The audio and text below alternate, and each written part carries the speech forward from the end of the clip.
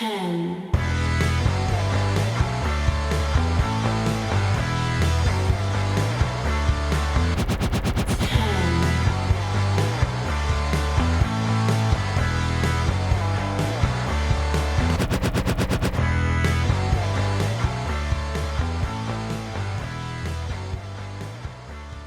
Hello, my name is Matt Mayer, aka Imp, and this is LOP Radio on YouTube, on Spreaker, on iTunes 5-star review, on Spotify, Google Podcasts, iHeartRadio, wherever you get your podcast feeds, and of course on lawsofpain.net. And this week we're looking back at this time last year and Royal Rumble 2019. 12 months on, how does the show stand up? A Rumble that, quite frankly, was part of a top-notch run to WrestleMania for WWE, but one followed by a, to put it PG, wibbly-wobbly year. But yes, the Royal Rumble 2019, how does it stand up 1 year later, looking at the winners, the Rumbles themselves, the matches in between? This might be a bit of a shorter podcast given that it's got an actual structure, which is rare for Imp. Going into 2020, WWE is in a very interesting place where the Rumbles, they don't feel super predictable. And I wrote in my column last Saturday, I wrote about how, looking at the men's Rumble in particular, I can really only see one winner.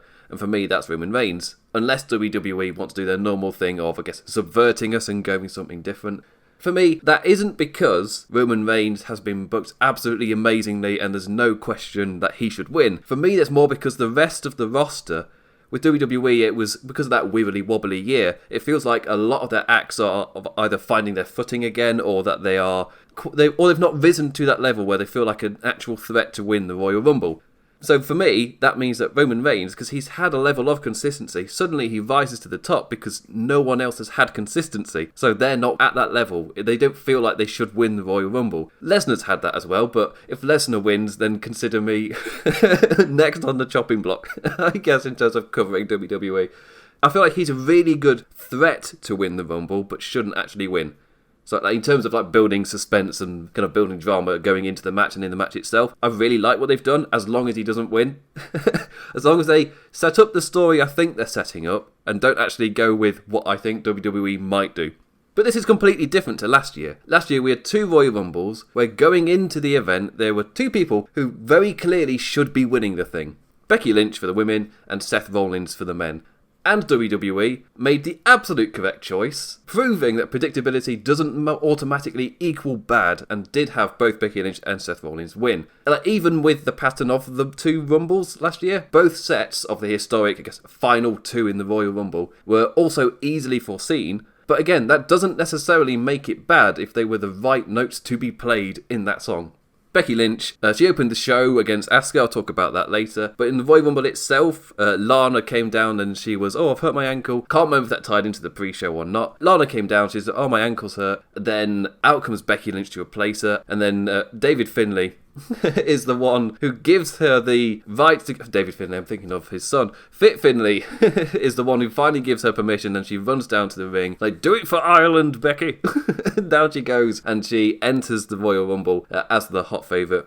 It was the story people were predicting was going to happen because it was the story that was warranted, especially given like how the past 6 months played out. For me, this is what makes 2020 quite interesting. It's because the last 6 months have become rebuilding. That gives you a very shallow pool for who should win. And if they don't want to go with the blatant who should win, if you're subverting, then it's Brock Lesnar or somebody like that. If you're not going for one of them, then it's wide open who could win. Last year, the run from SummerSlam all the way to the Rumble, there was only ever going to be one winner, or only ever should have been one winner, and that was Becky Lynch. And using Charlotte there as the foil, because we're talking about the final two, using her as that foil of, but it's Charlotte Flair, she's the favourite going into the women's match in 2020. That sense was there. It's you hear it quite a lot on Twitter, just the sense of Charlotte, she's pushed down her throat, she's over pushed, she's always there, you've always got to get Charlotte in, you've always got to get her over. And I feel like that's one of the stories they've accidentally told. Really, that's what the Becky Lynch thing was as well. That wasn't the story they were telling, with her like finally having enough and then kind of with the fans revolting against the Charlotte dominance in a way. And she's like, no, this is I'm going to take my opportunities now. And the like badass character of Becky Lynch was born, and it grew over time. But like her first promo was, the fans, you've all turned on me. When in reality, the fans turned with her. So it didn't really make sense, it didn't gel. That's not the story they told, but the story they wanted to tell was Becky Lynch has turned heel, and she's just got a lot more momentum in her character. Again, If you then react to that, like WWE did with Becky Lynch, if you react to it well, then that doesn't really matter. If you don't quite hit the notes correctly, you can retcon it, and that's exactly what they did. They went with Becky Lynch, and she technically turned heel, but the fans were with her. So she was a different character to what WWE are kind of doing. And over time, Charlotte then becomes the heel, but the message that Becky Lynch has been portraying, that message is still there come the Royal Rumble. Charlotte has been by her side every single time. Also not forgetting that her match against Ronda Rousey, Becky Lynch was the one who got injured, attacked by when she went to Monday Night Raw, there was the attack, and Nia Jax hurt her nose, and I think she got a concussion off of it or something, and so she wasn't allowed to compete at Survivor Series. Charlotte Flair was the one who stood up and took her place in the match. At Tables, Ladders and Chairs in December, Charlotte Flair was the one who was in that match with Becky Lynch, and come Royal Rumble, Charlotte Flair is the favourite to win going in, because it's one of those where, in reality, Becky Lynch was always the favourite, even though she wasn't in the match. She wasn't announced or anything, which is a dangerous game to be playing with WWE. Reference 2014, just with Daniel Bryan. But Becky Lynch wasn't in the Rumble, and maybe they could have played off the 2014 thing with Daniel Bryan, where they are pretty certain Becky Lynch is going to win, because that's what the story that's been told to that point tells them is probably going to happen. But 2014's in the back of the mind. That was the story they told in 2014 as well, but they didn't realise it. This time they did realise it. They changed tact like within weeks after SummerSlam, so yeah, they knew what they were doing at this point. WWE retcon a lot, but when they retcon, they often do it well. It's just that when they do kind of push notice, that's the story all along. No, there's no shame in retconning. I don't quite understand the need to go, we don't retcon. It's fine to retcon. It's fine. There's a difference between retconning and erasing continuity. That was WWE's issue in 2019. Retconning and changing things all the time, like the Star Wars franchise. But so at this point, Charlotte has been there the entire time by Becky Lynch's side. By the time that we get to the Royal Rumble, Becky Lynch is the one who then forces her way into the match, and suddenly you've got Charlotte Flair, who was the favourite to win the thing, and you've got Becky Lynch, who wasn't meant to be in but has forced her way in after Lana gets injured. The fans are right behind Becky Lynch, because it fits with that story as well. Even though Charlotte this time wasn't really going with Becky Lynch, she was the favourite. It's WWE's. She's the one that WWE have pushed. She's their shining light. Becky Lynch is not that. She's the anti-hero. Charlotte is the tall blonde who's a magnificent athlete. Becky Lynch is like a brawler, essentially. The complete opposite of Charlotte. Those two being the final two, yeah, it's perfect. 100% the right note to be playing at that time. Not forgetting the kind of... That's a story that I kind of saw at the time playing out, and as time goes on, 1 year later, it's aged even better, because that kind of feeling of Charlotte Flair being pushed down your throats, that feeling has grown, if anything, and it really adds to the 2019 Royal Rumble. Because that's the important thing kind of with wrestling as well, is it's not just the moment in itself, it's what comes before and what comes after. Becky Lynch and Charlotte being the final two at last year's Royal Rumble has aged incredibly well, especially with the path that both of them have taken. Becky Lynch has had the better year, but Charlotte Flair's still managed to create that feeling of you are continuously pushed as you're the one that WWE want, you're their Marcus Bill golden goose that they want to be champion in the big matches. And that really works when playing off of Becky Lynch. Becky Lynch has been champion since WrestleMania, and she's proving herself again against Asuka this year after losing. We'll, again, get to that later. But yeah, the final two aged incredibly well. And Becky Lynch as the winner was 100% the right choice, and as the year has gone by, this cemented her as a top star. Like a massive moment, and in 2019, both winners were perfect, which then brings me on to Seth Rollins. The complete opposite, where both of them at WrestleMania, from Rumble to WrestleMania, both of them were positioned and kind of made stars. They both won the championships, and seemingly everything was set after WrestleMania for a great era, and very quickly the rails fell off. Becky Lynch has managed to survive somewhat. Auto-corrected somehow. Her badass character maybe helped her through the times, while Seth Rollins was more of a clean-cut babyface, so once the Buckingham world around him kind of fell apart a bit, he was in a lot more trouble than Becky Lynch was. Seth Rollins is not cool, Becky Lynch is. That's not in my notes. I just thought that would actually work quite well. But yeah, so at the time in 2019, Seth Rollins was on a hot streak. He'd had an amazing 2018. The incredible run with the Intercontinental Championship really established him. He became Mr. Monday Night Raw, the workhorse of the Monday Night division. And Seth Rollins, with Roman Reigns gone as well, Seth Rollins was positioned as the top guy. At the time, he was feuding with Dean Ambrose, positioned as a major storyline. But again, the kind of story they did with it didn't work. The way they played it out didn't work. It very quickly went into you people territory for Ambrose when there was genuine any emotion and stuff to use. No, just use the same generic lines as always, and it died pretty quickly. TLC match kind of took away a lot of its momentum, but it positioned Seth Rollins as a top guy. So in terms of like the long-term picture in terms of WrestleMania, it did exactly what it needed to do. The feud itself may not have been quality, but the outcome was exactly what they wanted. Seth Rollins is now a top guy going into the Royal Rumble. He feels like the only choice to win, especially as, again, because Roman Reigns got injured, WWE once again reverted to Brock Lesnar. So going into WrestleMania, it's 5 years since Brock Lesnar's been dominant in WWE. It's 4 years since Brock Lesnar's peak, and he's still on top, nothing's progressed. They keep reverting back to Brock Lesnar, and Seth Rollins drives that home. He does the same you'll never hear promos, but there's a lot more weight to it because it's been 4 years now. As in, this is getting a bit silly. You're going to have to move on at some point. Well, they don't, because Saudi Arabia wants him as champion, seemingly. He's champion every time they go to Saudi Arabia. I'm not ruling that out as coincidence, because it happened too much. But they keep reverting back to Brock Lesnar. It could be coincidence. So they keep reverting back to Brock Lesnar, and Seth Rollins plays off of that story. And in terms of him winning the Royal Rumble, that he's the workhorse versus the person who is never there, and he's the kind of the lazy champion who will turn up when he wants, he'll put in the effort kind of if he wants to. It really, really works. And Seth Rollins was the perfect antagonist for that. It's just a shame of, like, we're back 1 year later and we're in the exact same spot again. Like, nothing has changed. Fantastic. Which is why it's a little bit worrying that Brock Lesnar might win and he got Lesnar versus The Fiend to unify the titles in a big beast versus beast match maybe. That's why I'm going for Roman Reigns, keep the stuff separate. I don't know if WWE has a plan really, or if they've kind of got ideas, but that kind of adds to this year's Royal Rumble. Instead of taking it away, weirdly, it keeps it unpredictable, even though I'm pretty certain Roman Reigns is the only choice. It keeps it unpredictable because of Brock Lesnar. But last year, that's kind of what happened afterwards. Like, we went back to Brock Lesnar again, which took away a lot of Seth Rollins' thunder.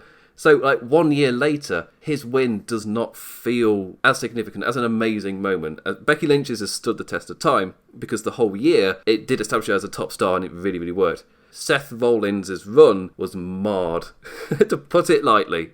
It was marred. The world fell apart and he was like the biggest victim. His immediate feud after WrestleMania against Baron Corbin was absolutely crapped on. WWE pay-per-views were drawing half arenas, drawing like record lows for pay-per-views in certain cities. It was like his numbers were not good. His main events as well were getting booed out of the arena. So his championship run fell flat. They had Brock Lesnar cash in Money in the Bank, become champion. Seth Rollins wins and becomes champion again. So at SummerSlam they've redone it, they've re-established him. Right, we've had a wobbly summer, but we can redo it. Then Hell in a Cell happens. Seth Rollins' babyface run is dead. That is him gone. And now he's a massive heel going into 2020. So his big babyface moment, it doesn't feel as momentous as Becky Lynch's does. But in the time, it did. So coming back to it now, is a little bit odd, where Seth Rollins clearly was the right choice at the time, but now it's a little bit questionable. Like, it's a little bit, not questionable, it's a little bit, it doesn't stand the test of time as well because of what happened afterwards. It doesn't feel as long-term significant as Becky Lynch's does. Even if the match itself, it was 100% the right choice. So yeah. Royal Rumble winners, I would give it, again, A+, 2 thumbs up for the actual winners. The Rumble show itself was great. The run to WrestleMania for both of them was great. So the immediate runs were done really well. Well, Becky Lynch's became so convoluted it was a joke, but I enjoyed it. It was nonsense. I would never, with the Laws of Pain Awards, it was rated as, or ranked as like the 3rd best feud of the year. And I'm like, no, it was, the writing for it from week to week was awful. It was really bad, but they seemed to nail it on pay-per-views and it did what it needed to, essentially. I enjoyed it, but I would never rank it as a top 5 feud. It was important, it was a momentous moment, but it wasn't well written. Like, no. But anyway, Becky Lynch's Royal Rumble winner stood the test of time. Seth Rollins was right in the moment, but the year that followed afterwards has took quite a bit away from it. Which sucks, because again, out on the night, both of them were 100% the right choice, as I smashed my spacebar button. Both of them were 100% the right choice, but test of time. The women's winner stands a little bit better. But as for the Royal Rumbles themselves, measuring up to other Royal Rumble matches of the past, both of last year's offerings suffer a bit from pacing. The women's match feels like it takes an age to kick into gear, with the blonde entrant after blonde entrant at the start. It's a little bit of a laugh. It takes quite a while for somebody who's not blonde to enter the Royal Rumble. But then it doesn't really feel like it reaches the level of any of their stars at the time getting in until Charlotte Flair at like 13, I think it was. then you get a few more, but then it starts to build and build and build. Ember Moon got a good showing, but she was like the biggest star in it for a little while. You got quite a few NXT names coming in. Rhea Ripley, who is now a megastar really in NXT. But can you call it a megastar in NXT? She's killing it in NXT. But at the time, she was in NXT UK, so wasn't really getting that spotlight. Casey Catanzaro, her amazing chemistry between those two. Catanzaro come off the Mae Young Classic the year prior and really, really impressed. And her and Rhea Ripley on the NXT circuit had really gelled. So, yeah, put it in the Rumble. Yeah, A+. Xia Li got a Royal Rumble debut. Lacey Evans, who, I can't remember if Lacey Evans was part of the 4 that got called up. Because there were so many resets last year, I can't remember which reset or We Promised to Be Better moment she was in. I want to say it was the first one with like Nikki Cross and Heavy Machinery and EC3. I want to say she was the 4th one. But because we had one, like not like the Royal Rumble, we had the other one with Aleister Black, Ricochet, Tommaso Ciampa, Johnny Gargano. Just like that, and of course they got the other reset with the wild card rule and the brand split, and then you've got the wildcard rule is going to die, and then you got the post SummerSlam one, then you got October. And that's not forgetting, obviously, in 2019 is We Promised to Be Better was also linked to these 4 debuting. But at the time, Lacey Evans hadn't wrestled at all, and Royal Rumble was her kind of wrestling debut. She was walking out, doing nothing, then walking back, and the reaction they were seemingly going for was, alrighty then. And then you move on, it's like, whoa, that was weird. Thanks for that, Lacey. And then you get on with the show. Royal Rumble, fast forward 1 year, Lacey Evans really has established herself. It's weird, she was hardly used at all, then used too heavily, then used perfectly, and now she's a face. So it's a really weird year for her. She feels way more established, obviously, than she was when she was number 1 entrant in the Royal Rumble last year. Like, she had to cut a promo to kind of give her value to the number 1 position. She had to cut a promo to start the Royal Rumble, which is a weird feeling. Like, when you start the Royal Rumble, the first thing you see is Lacey Evans and a promo to help you care about her, because they hadn't done it to that point. 1 year later, like, yeah, that's not going to be an issue at all. They've actually featured her half decently, so well done there. But yeah, the number 1 and 2 in the Royal Rumble for the women, her and Natalya, it's pretty mild for me. It's one of those opening. It's one of the really the first 5 or 6. It's very low key. It doesn't really get going to a little while. Really, like even when Mickie James is in there, when Mandy Rose is in there, Naomi, they play off their storyline, which I completely forgot about. Mandy Rose, she was trying to seduce Mr. Uso. I can't remember which one's married to Naomi, Jay or Jimmy. So yeah, that was that storyline last year.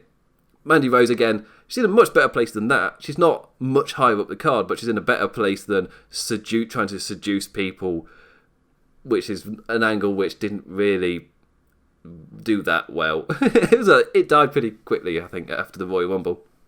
But it gave the spot for them, and Naomi got to do her equivalent of the Kofi stuff, where she survives near elimination in athletic. It's a really impressive athletic fashion. But yeah, it takes a little while to get going, and it's not until Charlotte, who's just before halfway through, does it start to wake up, and then the final 10, it slowly builds to the amazing moment of Becky Lynch coming in, and from that point, the crowd don't die down once. As soon as Becky Lynch enters that Rumble, the crowd is damn awake, because like, in that time, there's still the fear, because they've built Charlotte Flair as like she's the company one, she's the one they want. Rousey versus Flair, that is the match that WWE seemed to start to set up at last year's WrestleMania, and they're going to go through with here. Becky Lynch wasn't part of the plans. They could still stick with it, but they used that really well. They did retcon their plans, and they've changed it to Becky Lynch, giving her that moment, and it worked so well. As soon as he enters, the crowd go crazy. It's like, oh crap, she is in. This isn't going to be a Charlotte Flair thing. And then it builds so damn well. We got Nia Jax in there towards the end, and then she gets eliminated, and you get your final 2, 100% the correct final 2 as well. And the entire time the drama plays out of, but it's WWE, Charlotte Flair's that one, but then Becky Lynch is the fans' choice, and obviously the fans' choice more or less is going to be the WWE choice. But they can paint the picture to confuse all that, and they did a magnificent job of that at the time. It's just that as an entire Royal Rumble, the first half is pretty meh. It's not really much going for it. Second half starts to wake up. There's a lot of NXT entrants, as I said, from 10 to 20, or 10 to 25, I guess, as well. You get a lot of NXT folk. a lot of like lower card people getting in, but it was still, it still nailed it, because by the end of it, it's a weird one. They nailed the ending, but even if the beginning and middle is kind of a bit lacking in star power, I guess is one way to explain it a little bit. But by the end of the match, it's just, yes, this is perfect. Well done. Well done, WWE. Nailed it. So again, standing the test of time 1 year later, it's still a really enjoyable Royal Rumble. It's just that, yeah, the first half of it is kind of meh, and then it slowly builds and builds, and it doesn't really get going until the final 5, and then it's so perfect. that final run. So I can't give that bit any more thumbs up. So has it stood the test of time? Kind of, I guess. Yeah. As an overall Rumble, yes. As a watching it as entertainment purely kind of thing, the first half is just a little bit meh, and I wouldn't be surprised if most people watching it might just have, if they're watching on a laptop, and if you press the right arrow key, it'll skip 10 seconds instead of having to click on it. I wouldn't be surprised if you people just press that arrow key. Just in between entrants, just skipping those 10 seconds. That's happened in past Royal Rumbles as well. It's not just unique to this one, but there's quite a lot about this first half of this Rumble which kind of warrants the 10-second skip. As for the men's, somewhat similar issue. Starting off with Elias and Jeff Jarrett to give such a unique beginning. At the time, I really enjoyed this, but going back to watch it, for some reason, whenever they do stuff kind of like this, I feel like, no, I want to just get on with the Rumble, please. It's weird. At the time, it worked. It's the type of thing which really works when you're watching it live, but then when you go back and watch it, and you're really up for the Royal Rumble, and instead you're watching a guitar thing and the playback with that. Like, same with the Spirit Squad, 2006, 2004, I think, where they have Eric Bischoff and whoever, was it Paul Heyman at the time? Where they're coming out and they start arguing that my person's going to win the Rumble. No, my person's going to win the Rumble. It might have been Teddy Long. I can't remember. But yeah, that wasn't, super great. But it's that kind of thing where they, for some reason, don't start the Rumble. And they have someone else come out and they do their stuff. We get a bit of heat or a bit of cheering or whatever. And then you start the match. Jeff Jarrett Elias kind of falls into that category. Technically, the match has started. But also, technically, you've got the old guitar thing, and then the next entrant is Kurt Angle. So you don't really get it properly getting going until entrant number 4, which is a bit of a I don't know. Watching it back 1 year later, it doesn't work as well for me. I would have put Angle's entrance a bit later, as in after Jeff Jarrett, it gets going kind of thing. That doesn't fit the story they told at all. I'm completely changing the beginning story with Elias to do my thing. But it's just watching it back 1 year later, you get the Jeff Jarrett Elias things like, right, now he's gone, the Royal Rumble can start, then out comes Kurt Angle, and it's the novelty act of Kurt Angle. So the Royal Rumble still doesn't really get going or technically start until the next entrant. Yeah, so it's watching it back, it's a little bit jarring a bit. As soon as Seth Rollins enters, it wakes the hell up. It's victim of a tired crowd, which is a massive shame. That it's not the first time this night where a match which was pretty fun, it wasn't greeted amazingly because the crowd was knackered from the previous events. This 100% falls into that. The crowd are knackered by this point. They're between hour 5 and 6, I think, which is crazy. A crazy amount of stamina to really cheer for all the stuff. But yeah, as soon as Seth Rollins enters, the crowd wake up. There's the NXT people they put on an amazing show. Like Aleister Black was in there. I don't think Ricochet was. Johnny Gargano was. They get amazing ovations, and they look pretty strong in there as well. Who didn't look strong was Dean Ambrose. This was the moment that he's As we're going in, before I recorded this, I just finished watching AEW. And as we speak, he is now either a pirate or Solid Snake Moxley with his eye patch. And I don't care if I've got one eye, I'm going to beat you up. So it's really weird. You fast forward 1 year to see what Moxley was doing this time last year. It's really bad promos. But also at the same time, he is still got that momentum from the Seth Rollins feud. It's weird. It's not been met well. But the fan acceptance of him being the heel is still there. It's a weird midway point. As in, this is his death, though. The fashion in which he gets eliminated, they really pushed Andrade in this match. He was kind of victim to that. And yeah, Dow. Away goes Dean Ambrose in very quiet fashion, really. His elimination really wasn't made that big a deal of. The other weird thing is this is just a few weeks before the Kofi push. So it's really weird watching it back. You remember the Kofi Kingston run to WrestleMania, and then you go back and watch the Rumble. He's just doing New Day things, and there's no hint of a push whatsoever. Which, of course, it was like on the night, obviously, Mustafa Ali was unable to wrestle. But and then in jumps Kofi Kingston, which means when you go back to the Royal Rumble, there's no hint of it. It's really weird to watch it back. Just like, oh yeah, Kofi Kingston he's going to do the Kofi spot, but that's pretty much it, really. It's fun New Day stuff. Big E doesn't really get much of a look. It's the biggest shame, I think, really, is the Royal Rumble feels like it'd be a perfect opportunity to have one of the New Day have an impressive run, but it was a running theme of, unfortunately, in the Royal Rumble, if you were a black man, you got eliminated pretty damn quickly. It's a running theme. Rich Latta picked that up. Just watching it, it's just like, yeah, there's not a great run, really, in the men's Royal Rumble last year. But, obviously, soon after that, Kofi is immediately relevant. So it's an interesting watch. This is moments before Kofi Kingston gets his massive moment or his massive run for WrestleMania. But at this point, he's still just doing New Day things. And if I'm right, the New Day spot, the Kofi spot didn't quite go to plan. It didn't quite work. So they're trying to be like, yay, we did it. And the crowd don't really react to it. Because it's like, it's not quite worked. So they've not quite pulled it off. I think if they had done it, it would have been impressive. But they didn't. It was a little bit sloppy. Which is a shame because Kofi normally pulls off really complicated stuff or really technically difficult athleticism. Just on this occasion, he mucked it up. If you do it every year, the odds are, on one occasion, you might not nail it. I'm not going to go crazy on that. It's like, yeah, it's wrestling. Sometimes you try something ambitious and it doesn't quite work. You might have nailed it in training or in practice, and when you go out to actually do it, you just muck it up a little bit, like a fraction off, and suddenly you're slipping. Yeah, it happens. It's wrestling. But yeah, overall, it's another Rumble where outside of the main... I guess outside of the biggest contenders, it's pretty filler. You got again. It's just like the women's. This is really the first year where all of the surprises were pretty much NXT guys. Men's was a little bit different because you got Kurt Angle and Jeff Jarrett to start off the thing, but as the match went on, it really was just NXT guys as they were the surprises. And they've not got they got a much bigger audience now. Obviously, I'm assuming the NXT pops this time will be a little bit more significant, given that on USA more people know who these guys are. But at the time, they were kind of quiet ovations, whilst the hardcore fans in the arena, they bloody well knew, and they would pop for them like, oh yeah, this is awesome. But because at the time, Johnny Gargano was massively over, but also at the time, they didn't really. A lot of people who were main roster fans or didn't have the network, they wouldn't know.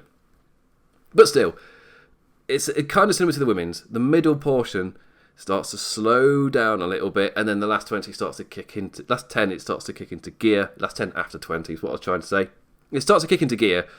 There's one thing in particular that already has not aged well, and that's the Nia Jax spot. WWE's intergender wrestling tease died immediate death. This was the second... Well, I guess this would be the biggest moment of it, with Nia Jax coming in, and then, like, Randy Orton hitting an RKO, Dolph Ziggler a super kick, and eventually gets eliminated. But that... Yeah, so this was kind of its peak, and then you had the teasing of her and Dean Ambrose having a feud, and I was thinking, this might be Dean Ambrose's kind of parting thing to give intergender wrestling a go. They did it on the house circuit. It immediately died a death. Dean Ambrose left shortly after. He wasn't on WrestleMania. He got paid $50 for the Goodbye Shield tour. And the intergender wrestling tease died with it, which it dampens the Rumble, because there's kind of two things like the winner himself. The year that happened just kind of made his win feel less significant. In the moment, it's great; it's 100% the right choice. But again, 1 year later, and Nia Jax kind of puts a whole dampener on the thing, on the whole match. And with what, of course, it was like, this might be a tease for the future. What's going to happen here? 1 year later, it got immediately killed. So not only does it kind of put a bit of a dampener on the match, but it also has not stood the test of time. And just like the augmented reality stuff with the CGI graphics, they don't look great now. They're going to age horribly in 5 years, especially with next gen coming out for the consoles. PlayStation 5 and Xbox, I can't remember what it's called, Xbox Series X or something. I feel so sorry for parents. These names are becoming so similar for Xbox. But with the next gen coming, up with it comes the next generation of graphics and the kind of level people expect from those graphics. Like the augmented reality that WWE use within this year is going to be shifted right back into being dated. It's just, they don't look good now, never mind in a few years. It's going to age horribly. But the Nia Jax thing, that really has not aged well within a year. Like, just not like, if you're thinking about intergender wrestling stuff, like, I agree with like, they said it up on television, Dean Ambrose, that's a bit of a tease, but they properly tested it on the house circuit. I find it weird they did that after this. If you're thinking of doing this and thinking it might be a possibility, I would have done it the other way round, like test the house circuit stuff, see the response before doing it, because it's quite a kind of a shifting of an idea in the Royal Rumble to have Nia Jax be the one who really, who is, like, she's the one who, I think she attacked R-Truth, and she's the kind of the big force at the end of the match.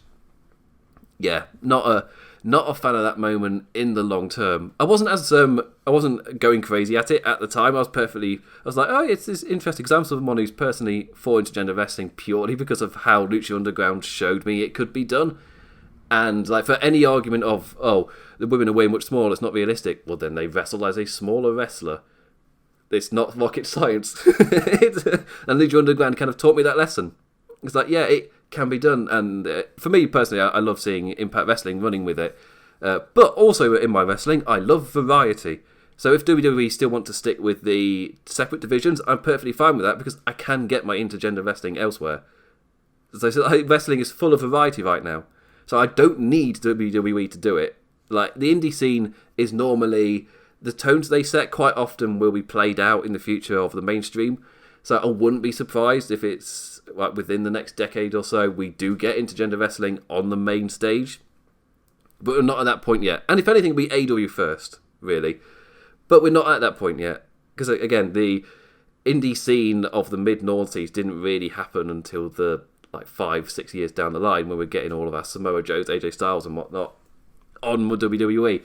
That's like a decade after they were killing it in TNA. Wouldn't be surprised if it's the same here.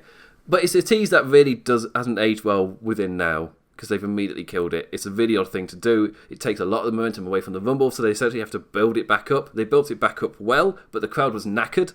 So, if you go by the crowd noise, you couldn't really tell, but just watching it at home, the momentum of the actual story they're telling, it flows really. It flows really well after they get rid of Nia Jax. The crowd pops and they build from there really well. The final two are Strowman and Rollins. They do the 2004 ending, which has been done quite a few times. It's just the smaller guy kind of forgets to headlock on the bigger guy, who just eventually just falls over the top, and the smaller man wins. Seth Rollins won the Royal Rumble. The crowd are giving the energy they've got left. They give it to Seth Rollins. They are knackered, but they do the best they can. Two perfectly right winners, but two Rumbles also that they're not up there as the best Rumbles, but they're the right winners. So it's a weird one. I feel like we're in a kind of patching phase for the Rumble, where I guess 13 you could class as the first one with John Cena winning, but at the time it was kind of revolted against a bit, but it was nothing compared. It's kind of laying the groundwork for the years that came after. So I guess from 13, 14, 15, 16 somewhat still in that area, and then 17 Orton won it, I guess in the Evolution winning the Rumbles era. There was like a 4 or 5 year run where the Rumble really wasn't accepted that well. 16 was a good Rumble, it just had an Evolution winner. Obviously Evolution had died out like 10 years beforehand, so Triple H winning is like, yeah, it's not the best for building the future, but it's perfect. Yeah. It's weird. Roman Reigns was made in that moment, but they still felt the need to change him consistently afterwards. It's like, it's a shame. But yeah, so I feel like now, 2018 was really the first one of this current era where they kind of changed their tactic with it, and it's more of a crowd-pleasing Royal Rumble. 2018 I thought was fantastic, one of my favourite Rumbles. It's amazingly paced. The winner is 100% the right winner as well. The final 6 worked really well, never mind the final 4 or final 2. It is a great Rumble. The winner doesn't really stand the test of time. It's just Gen Nakamura, but the match itself is so well done that it doesn't really matter. In this case, the winners were the correct winners 100% going to WrestleMania. So from Rumble to WrestleMania, they worked well. Becky Lynch was 100% the right winner. Seth Rollins, momentum died down a little bit, but the Rumbles themselves are a little bit up and down in places. They're not from start to finish really well paced like 2018 was. And for the women, 2018 was this amazing moment where it didn't really matter. The final three of the Bellas and Asuka, it could have had a bigger moment. But they did that this year. The ending nailed it. But yeah, the Rumbles themselves, they're up and down. They both have great moments, but they both have kind of slow down moments where you're kind of not really paying attention. You're pressing that skip by 10 seconds button. Yeah. Not my favourite Rumbles, even though the winners were 100% the correct choice. So quickly, before we end off, there were the matches in between. How well have they aged? I'm not going to talk about the tag matches. I'm specifically going to talk about the main ones, the four biggest ones, the 2 women's belts and the 2 world titles. So I'll be talking about the women. So first, Lynch versus Asuka. An absolutely amazing opener. 100% when you go back and watch it. Still amazing. Still really, really good. And Lynch in defeat is absolutely destroyed. Asuka set up as this ultimate boss. Immediately after this though, Asuka's completely forgotten.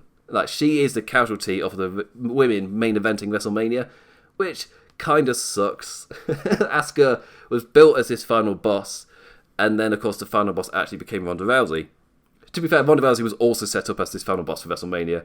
Becky Lynch was always going to face Ronda Rousey, so yeah, really set up 2 dominant champions on this show, but long term they only used one of them, which is a shame.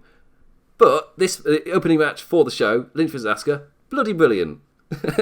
Yes, sometimes in Royal Rumble you want to skip to the Rumbles themselves, but on this one, no, the title matches are bloody great. So Lynch vs Asuka, 100%, there's no real need to skip to the Rumbles unless you're doing a mass decade rewatch or mass Rumble rewatch of all the Rumbles. But yeah, Lynch vs Asuka, 100% stands the test of time, sets up the stories really, really well. Shame about Asuka. Afterwards. Rousey versus Banks, somewhat similar, but obviously at the time, Sasha Banks and Bayley were going to be used to set up the women's tag team division, and they did do that, and it's a bit of a shame that for them in particular, it didn't quite work out. But long term, we've got Asuka and Kairi Sane and the Kabuki Warriors and the women's tag team titles, main event at TLC, and they feel relevant now. It was a long time though. It took over half a year to establish that. Part of me is kind of I understand why, even though it's not a good reason. As in, the reason is they were so all over the place. The time to give any attention to the women's tag team titles wasn't going to be there because they were struggling with everything else as well. So I can understand why, and then once they're more stabilised, the women's tag team title stuff become relevant. So, yeah. So going into 2020, it's an odd one. So Rousey versus Banks, Ronda Rousey's run to WrestleMania was fantastic, with her 1 year, brilliant 1 year arc of brilliance. I think I'll say she felt like such a massive deal, and obviously Ronda Rousey is a mega draw in America as well. Which obviously helps. This helped set her up feeling like the WrestleMania champion, which again was really, really... It's a point which is really well needed. It's Ronda Rousey tested against a fan favourite wrestler. And it's a fan favourite wrestler who is in that position because she's so respected for her wrestling ability. So Ronda Rousey having to go through her and Sasha Banks taking her to the limit, this is such a necessary part of setting her up as a dominant champion come WrestleMania. And it's also a necessary part in turning Ronda Rousey as well, because she's going up against a fan favourite. And at the end of the day, Ronda Rousey has really, really impressed people, comparing her to Kurt Angle of how quickly she's picked up wrestling and how quickly she's reached a certain level. But also, she's an MMA person. That's why she's famous. And the MMA fame is being brought over to wrestling. But Sasha Banks, she is a wrestler. She's only ever wanted to do wrestling. She's wrestling. So the fans automatically gravitate to her, and you go a little bit off Rousey. It works. and they eventually turned her for WrestleMania. This is a key part in that. Again, it took a test of time. Rousey vs Banks has also aged amazingly. Different, and somewhat similarly, with Asuka, Banks has seen a resurgence after returning, and from October being on SmackDown, she's seen I can't really say it, a resurgence in relevancy. That's why I was struggling with it. But yeah, another amazing women's title match. Like, both of these matches have aged so damn well. They're really, really good. It's a weird one. The Royal Rumbles themselves, I felt, weren't the best, but as an overall show, Royal Rumble 2019 absolutely nailed it. Which brings me to the men. Again, both matches, they played out how I really expected they should and how they would. Bryan versus Styles had the unlucky task of going on after Lynch winning the Royal Rumble. The crowd were quiet as hell for Bryan versus Styles, which is a shame because it was Bryan versus Styles. It was technically fantastic, and the ending sequence and counters were exactly what you'd expect from those two. It's got the surprise debut of Eric Rowan with the recycling logo in his name. It's his return, and he debuts alongside Daniel Bryan. So this was the show that happened in, and Daniel Bryan was on an amazing streak, and obviously it was about to enter one of the best WrestleMania kind of storylines and runs that WWE done in such a long time. Yeah, it felt a bit F for Styles, but Daniel Bryan was on such a hot run that it's weird. He stands the test of time, but the match is just a bit quiet. It's just a little bit... It's an odd one. It comes after the Women's Rumble, so there's not really too much to say about it, and it was a few that had kind of, this should be the final note, weirdly, for how it felt. Like, for two guys of such a respected calibre, and the feeling was, I hope this is kind of the last showing between them. It's like, oh, how did you do this? I love these guys. But Lesnar versus Balor, bloody brilliant. Brock Lesnar brings it when he goes against these smaller guys that make him look like an absolute beast. Finn Balor did just that, and also Finn Balor, WWE really convinced me that Finn Balor could possibly win, where Brock Lesnar got the injury on the announce table where he went to the corner of it, and then Finn Balor just took advantage of it, and he came so damn close to beating Brock Lesnar. Brock Lesnar didn't beat Finn Balor, Brock Lesnar survived. And I love that story. It made him look vulnerable, and that set up Seth Rollins at come WrestleMania, like months down the line. So yeah, this show, for me, this show kind of, the thing that really impressed me with this show was it showed the plans for the future. It very clearly defined the road we were about to go down. And from a Royal Rumble, that is really what I look for. And like really 2019, that is something 2019 has severely lacked, is like direction and a long-term point to aim for. 2019 has suffered in the moment, and he can't really see, and he can't see the forest for the trees. It's really difficult, but Royal Rumble 2019, they defined the directions. They went, this is the story we're going to tell you. We are going to tell these stories, and we're going to start setting them up now. And that's exactly what the show did. Lesnar versus Balor stands the test of time a bit better than Bryan Styles because the crowd is awake for it, the crowd is up for it, and the pace of it is so quick as well. Finn Balor being on top for as long as he was, like, people would never have predicted that. Of course he goes to Suplex City, but he comes so close to beating Lesnar. Like, genuinely, Lesnar, yeah, he just survived Finn Balor. He didn't destroy him like he had done other competitors, which sets him up to lose to Seth Rollins at WrestleMania. Just, mwah, perfect. Yes. And I guess similar to Bryan and Styles, like, Daniel Bryan needed Rowan to come out and save him. So that, again, can save up him, because that can set up him losing at WrestleMania. Sasha Banks taking Ronda Rousey to the limit.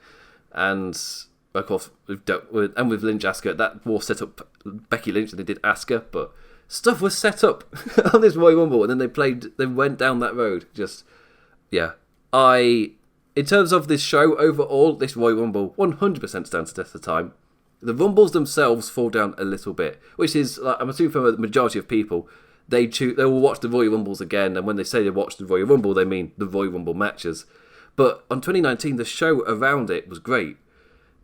It's an odd one. It really has tested time. It's only 1 year, so it's not like the true test of time, but 1 year later, it is such an easy watch. All the title matches, you can see the thing that stood out for me was the clear direction, and it was just they weren't just telling the stories in that moment, they were setting stuff up later down the line, and not just the Royal Rumble matches, which is in their inherent nature to set something up, because obviously the winner gets a match at WrestleMania, so you need to have a plan and a direction for that. So yeah, I guess thumbs up for the Royal Rumble 2019. It's passed the test of time really well. And it's great to say that after, like, when I started kind of writing about the Royal Rumbles, I started in 2016 writing in the Columns forum. It was obviously like almost like 2 years before I was on the main page, like trying out stuff. But so really, I joined in a not great time for the Rumble. Essentially, we'd had a string of years where the winners were booed out the arena, but the past two in particular with Roman Reigns and Batista, like the final kind of portion of the match was completely rejected. Just boos. It's kind of like, oh, this is like ruining my favourite pay-per-view. But now, end of 2019, no, I'm back to really enjoy the Royal Rumble. And they set an interesting precedent of, even if the Royal Rumble matches aren't up to amazing scratch, the matches themselves, like the title matches, like, you're normally in for a treat. Like this year we've got Daniel Bryan versus The Fiend.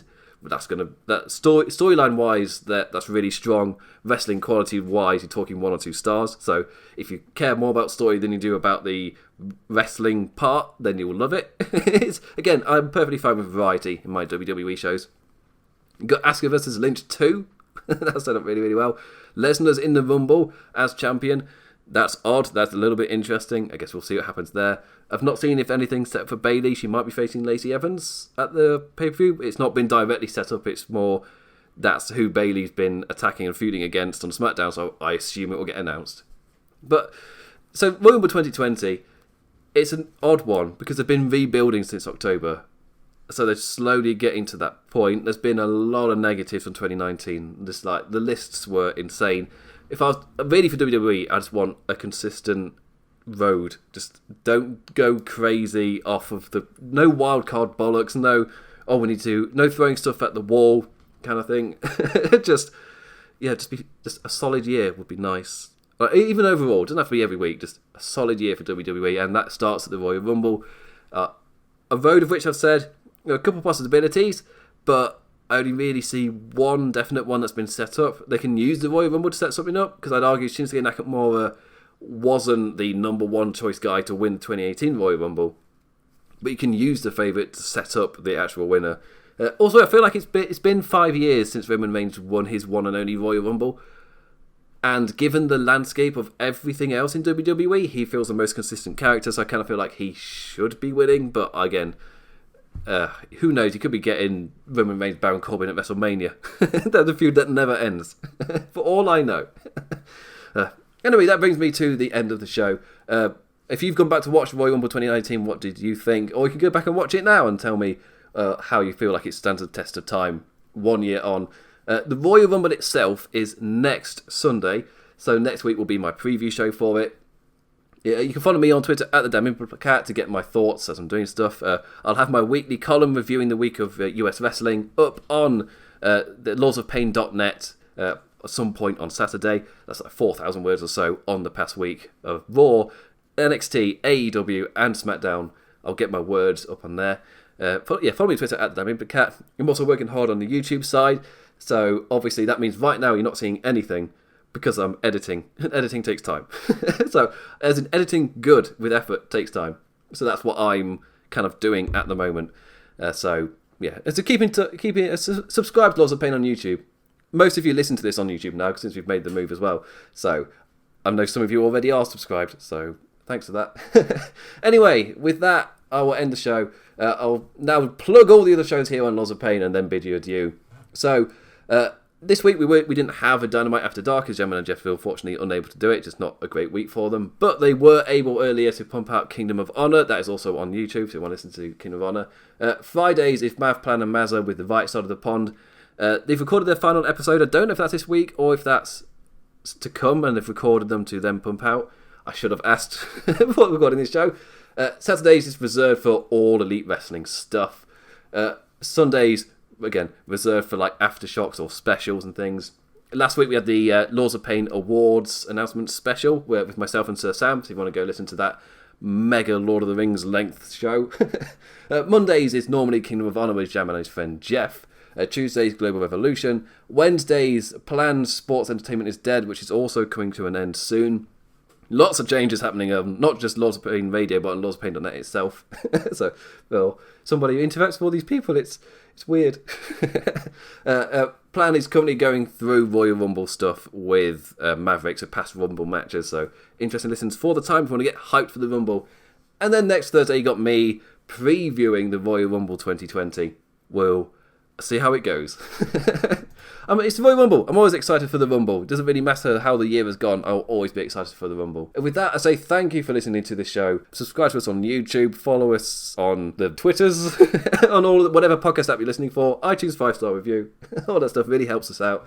And with that, I bid you adieu. Adios. 10.